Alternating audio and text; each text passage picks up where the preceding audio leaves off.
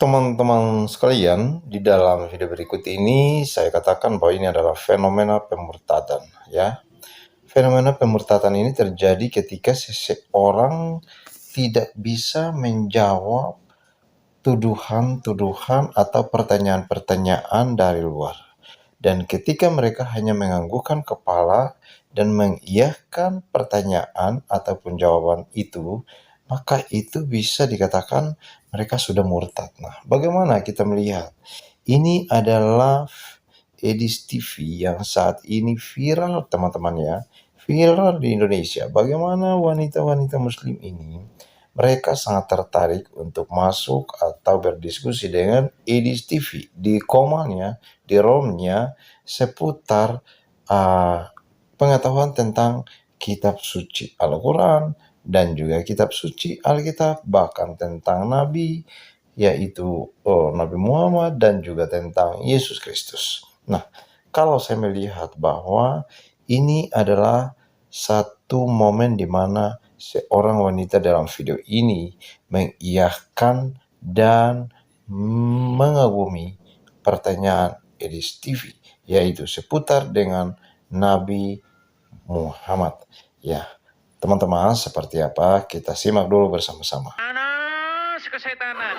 Kedua kali, Anda akan mulai cari tahu apakah benar yang dikatakan dia ini. Ketiga, Anda mulai manggut-manggut dan mengiyakan. Keempat, Anda tidak percaya lagi dengan agama Islam.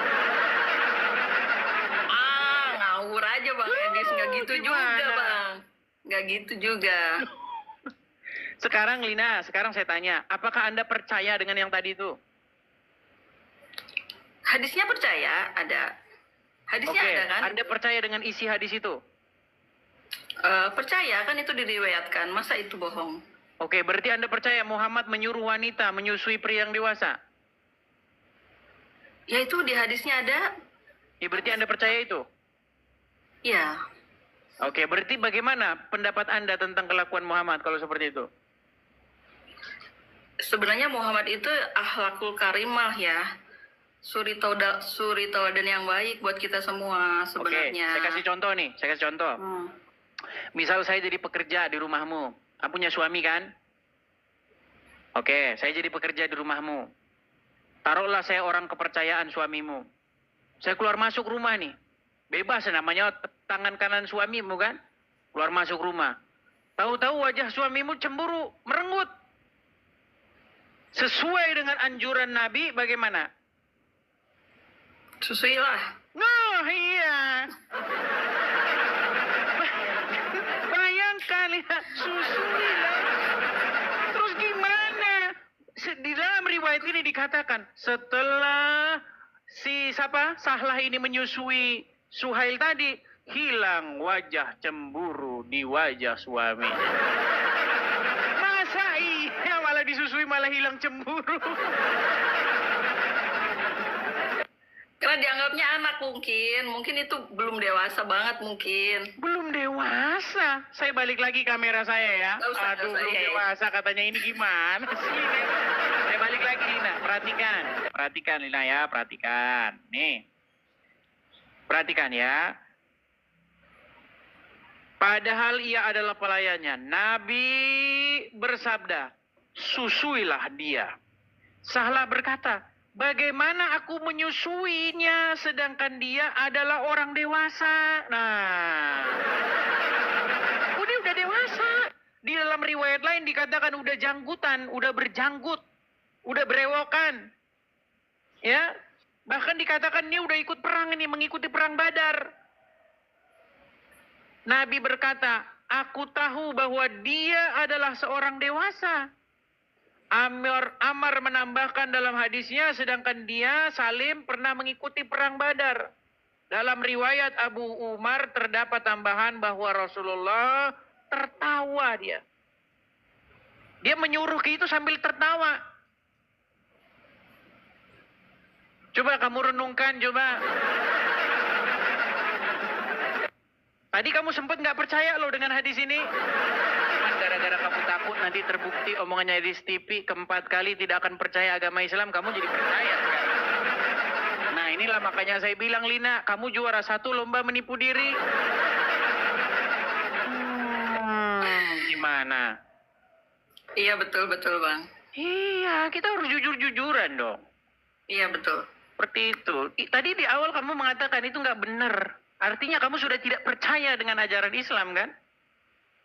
Walaupun Ya, dalam tapi ajaran Islam yang saya tahu itu sama ipar aja kita harus jaga jarak, sama tamu aja harus tertutup. Yang saya tahu begitu kok. Jelas, apalagi kita orang Asia, waduh, sangat ketat seperti itu.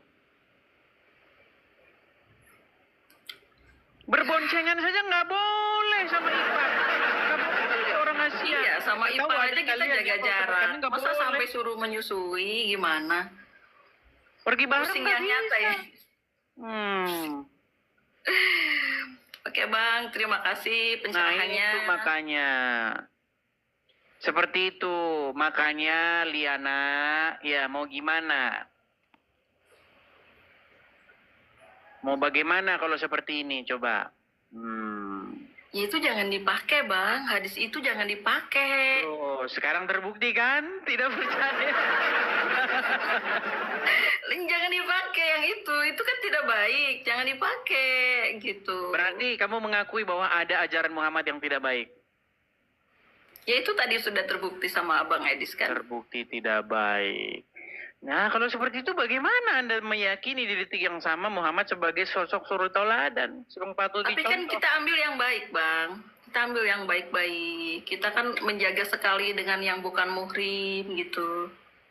Ya, tapi di situ malah disuruh disusui. Berarti Muhammad layak nggak gitu dijadikan suri tauladan? Aduh, pertanyaan abang ini loh. Bisa nggak nanya seperti itu, Bang? Gini, Liana, di dalam Al-Quran, sosok yang suci itu adalah Isa. Betul? Oke, ya betul. Tidak ada manusia yang disebutkan sebagai orang yang suci kecuali Isa dalam Al-Quran. Ya, Tidak ada. betul. Kalau ada, sebutkan satu sosok manusia yang disebutkan orang suci selain Isa, saya lompat dari Monas kalau ada. Ada. Nah, kalau dalam hadis ada 2 yang suci, yang tidak disentuh oleh setan. Dalam hadis itu dikatakan semua manusia yang lahir ke dunia ini terlahir dalam keadaan menangis.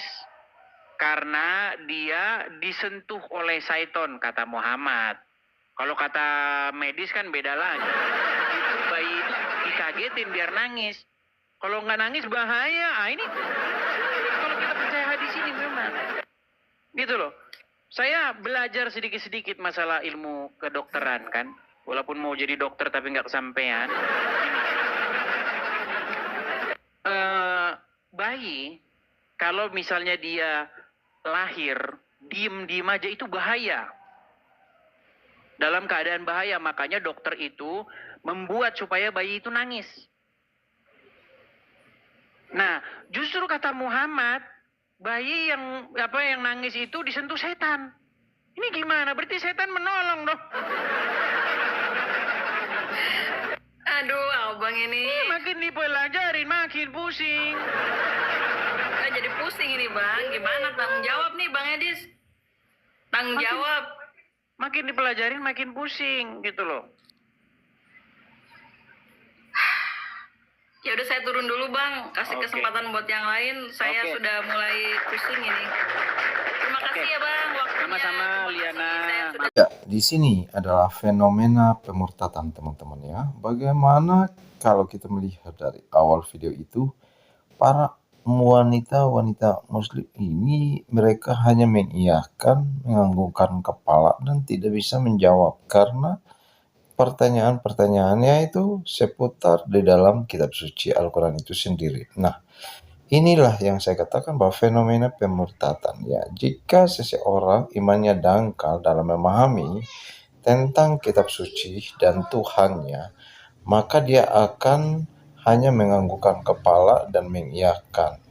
Nah, karena ini adalah bukti dan kebenaran yang Edis TV tunjukkan, maka mereka harus menganggukkan atau mengiyakannya, teman-teman. Nah, menurut saya ini adalah video di mana Edis TV mengajar ya menarik para wanita-wanita muslim ini untuk bisa ikut berdiskusi di roomnya, di komalnya Elis TV. Nah teman-teman, ini satu fenomena yang sangat luar biasa ya, dimana kalau kita melihat banyak orang yang saat ini telah mengenal Yesus dan mereka merasa bahwa bertahun-tahun mereka hidup tersesat di dalam kesesatan dan tidak mengenal kebenaran firman Tuhan. Saatnya mereka hidup dan mengenal Yesus Kristus sebagai Tuhan dan Juru Selamat, asalkan kita mau siap untuk memberitakan Injil kepada mereka. Memberitakan Yesus adalah Tuhan, Dia adalah kebenaran tertinggi, bahkan Dia yang tercatat di dalam sejarah kehidupan umat manusia, hanya satu-satunya manusia di muka bumi ini yang suci dan pernah datang ke dunia dan kembali kepada hakikatnya sebagai Tuhan, sebagai Allah, pencipta langit dan bumi, yaitu di dalam Tuhan Yesus Kristus. Demikian teman-teman, kiranya Tuhan terus menolong, memberkati saudara sekalian.